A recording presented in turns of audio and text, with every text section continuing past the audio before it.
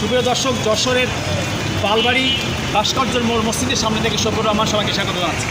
আপনারা দেখতে পাচ্ছেন যে জলবদ্ধতার কী পরিমাণ ভয়ানক পরিস্থিতি। যে যশোরের, আপনারা জানেন যশোর পৌরসভা 250 বছর বয়স। তো 250 বছরের মধ্যে মানুষের নাগরিক সুবিধা এরা কখনোই দিতে পারে না, কারণ এরা নাগরিকদের পরে একটার পর একটা কর এবং ট্যাক্স চাপিয়ে দিয়েছে, মানুষকে হয়রানি করছে যশোর পৌরসভা। আপনারা তার সবচেয়ে বড় প্রমাণ দেখতে পাচ্ছেন যে আমরা মসজিদে ঢুকে নামাজ পড়ার কোনো পরিবেশ হয়নি। নামাজ পড়তে না পেরে মসজিদ থেকে বেরিয়ে আসলাম, কারণ মসজিদের ভিতরে এত পরিমাণ পানি ঢুকে গিয়েছে। আল্লাহর ঘর মসজিদও নিরাপদ না, এমনভাবে পানি নিষ্কাশনের ব্যবস্থা না করে এরা মানুষকে এতটাই কষ্ট দিয়েছে। আমরা মনে করি যশোরবাসীর দাবি যে কোনো মূল্যে পৌর প্রশাসন এবং কর্তৃপক্ষ যারা আছেন, পৌরসভার লোকজন যারা আছেন, আপনাদের দায়িত্ব হচ্ছে যশোরবাসীকে থেকে মুক্তি দেওয়া। অনতিবিলম্বে আপনারা অবশ্যই এই দায়িত্ব পালন করে মানুষকে